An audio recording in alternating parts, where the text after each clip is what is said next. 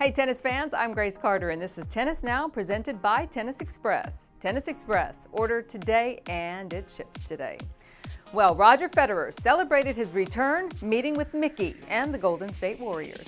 In a Magic Kingdom moment, the maestro and Mickey Mouse gave us this in Shanghai.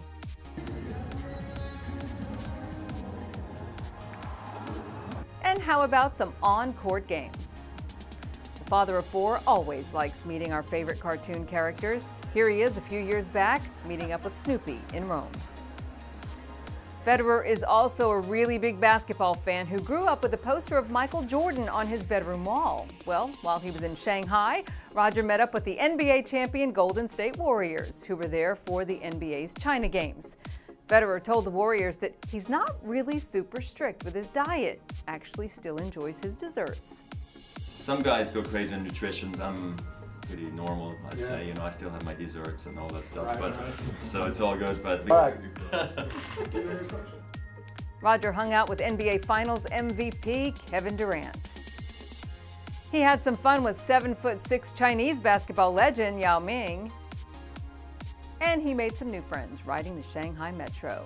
Turns out Fed likes the trains. He used to ride public transportation to his practices and tournaments early on in his career. The two hottest players in tennis right now did some heavy lifting in Beijing last week. Garcia stretched her winning streak to 11 matches, knocking off new #1 Simona Halep in the Beijing final. It was Caroline's second straight title, and she is rocketed now up to the #9 spot in the rankings. Asked which achievement means the most to her, Caroline said that's kind of like asking her to choose between ice cream and chocolate. She says they're all sweet. World #1 Rafa Nadal thrashed Nick Kyrgios, and in doing so, he collected his 75th career championship in Beijing. Wow. It was Rafa's 12th consecutive victory, and it came 12 years after Rafa won his first Beijing crown back in 2005. King of Clay has won an ATP Best 6 titles, raising his record to 61-9 on the season and stretching his lead over second-ranked Roger Federer to 2,300 points.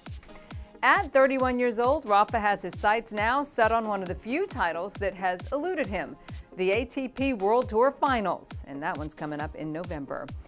And in case you missed it, Grigor Dimitrov gave us one of the most creative shots of the week. You got to check it out, hitting this winner from the seat of his shorts in his semifinal loss to Rafa. Just an incredible shot this is. What a bit of skill.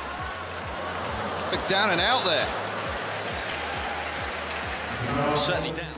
No win, but a great shot. Okay, you know injuries have sidelined Milos Raonic. He's only played 14 tournaments this year. He's got a left wrist injury and a right leg issue.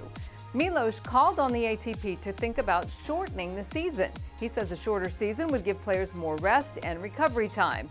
Milos says that tennis is the only sport outside maybe golf that plays a really long season without any time for rest.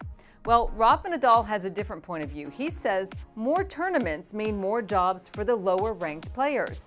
So Rafa doesn't really want to shorten the season. He does, though, think changing the ranking system could be a solution. Rafa says instead of basing rankings on the past year's results, he supports basing rankings on the past 2 years of results. He says that way players could miss tournaments without the fear of drastically dropping in the rankings. He says that kind of system would give players a chance to prepare better and recover because they wouldn't have to play in every single tournament. Do you agree with Rafa or Milos? Let us know in the comment section below. That's it for now, everybody. I'm Grace Carter. We'll see you next time here on Tennis Now.